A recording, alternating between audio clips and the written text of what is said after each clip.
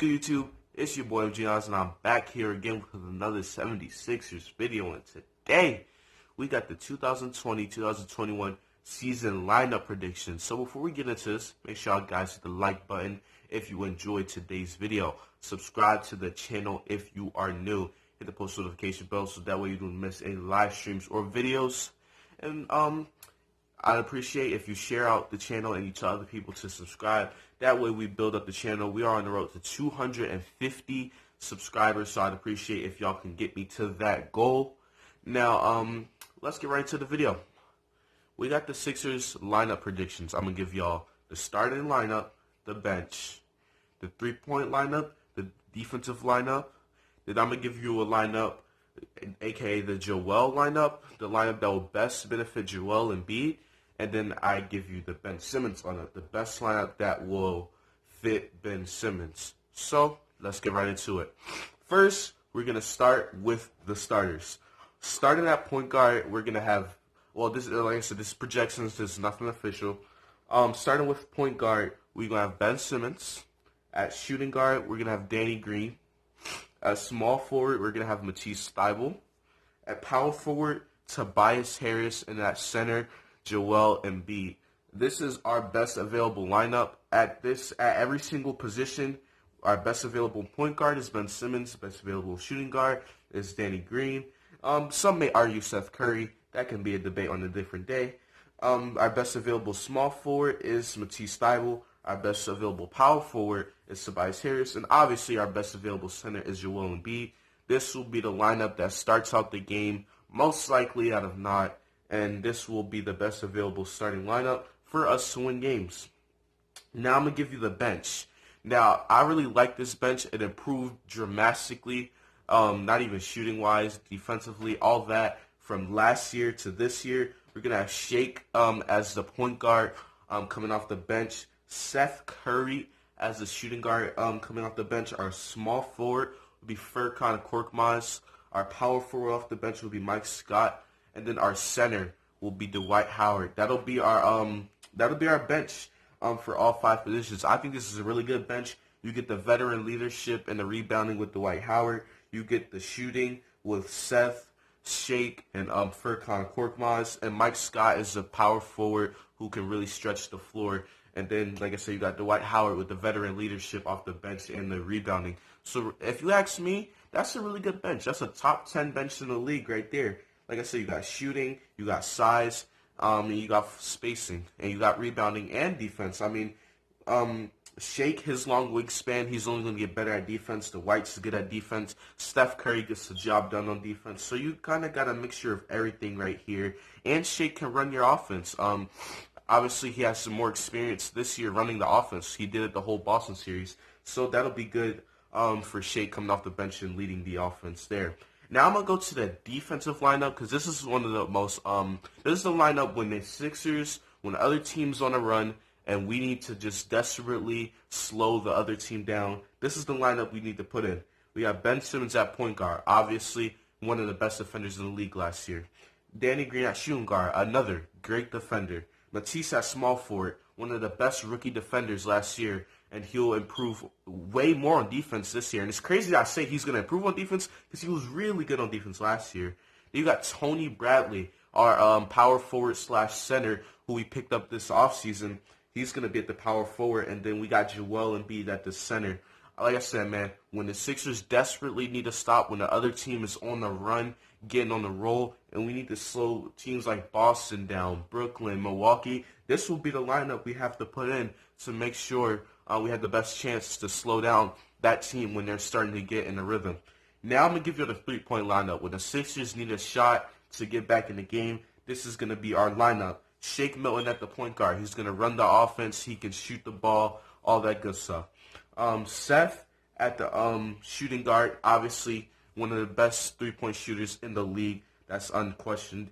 At small forward, Furkan Korkmaz, as y'all see last year against the Blazers, he was our game. He hit that game-winning shot for us. Obviously, he shot well from three, and that's going to be his main role for this year in our offense. Tobias at the power forward. Obviously, Tobias can stretch the floor at the power forward position. And then Joel will be at the center. When he gets hot from three, He's a pretty good three-point shooter for his position. So, good three-point lineup.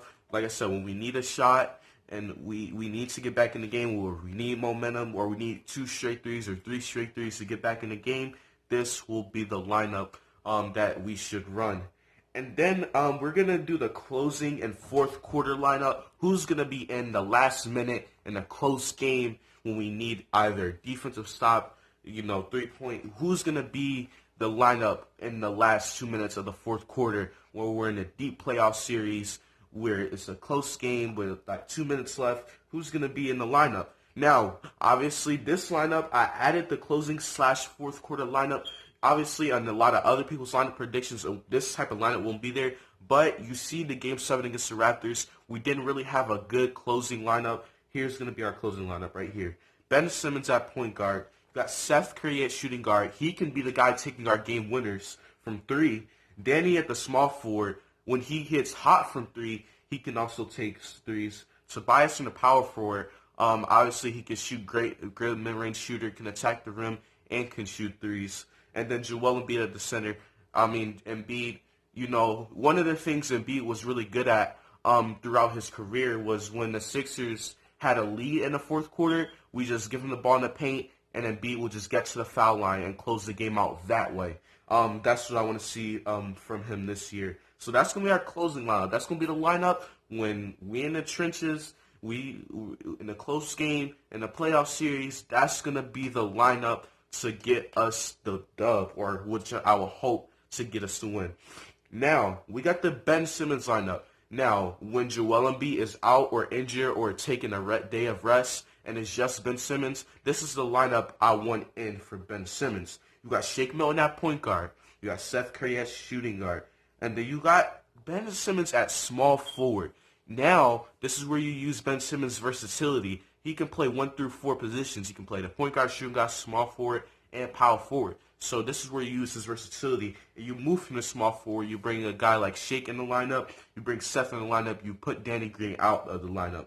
Then you got Tobias Harris at the power forward. And then you got Dwight Howard. Like I said, this lineup for Ben, this is going to be the Ben Simmons lineup. When Joel Embiid is out or when Joel Embiid is taking a rest, Ben Simmons, I want him to use this lineup. You can set, like I said, Shake Milton. He's shown that he has the potential to run the offense. Seth, shooter. And Shake can also shoot. So you got a point guard and shooting guard that you can shoot, have shooters around Simmons. And the best available team for Ben Simmons is to add shooters around him. Then you got Tobias Harris. He can shoot the mid-range and a 3, stretch the floor. And then you got Dwight Howard, who's going to be along with Ben Simmons, the defensive anchor. He's going to control the defense, and Ben Simmons is going to be controlling the perimeter. Like I said, that's the Ben Simmons lineup. You got Dwight Howard there to control the inside defense, to be the anchor. Ben Simmons controlling the perimeter defense and driving on the offense. And then you got 3 guys on this lineup who are more than capable of shooting the ball, and Tobias Harris, Seth Curry, and Shake Milton. So you got some shooters, and then you got 1 defender for Dwight Howard around Ben Simmons. I think this is a perfect lineup for him when Joel won't be in the lineup. And then we have the Joel Embiid lineup. Just in case Ben Simmons might get hurt or Ben Simmons takes a day of rest off, Joel Embiid will have to definitely carry the load. And this is the best lineup to go around him. You're going to have Shake at the point guard, running the offense just like he did in the Boston Celtics series this past playoff when Ben and Shake Milton were running the offense together. Then you got Seth at shooting guard, a shooter. When Embiid gets double-teamed in the paint, he can pass it out to Seth. Seth can hit a shot.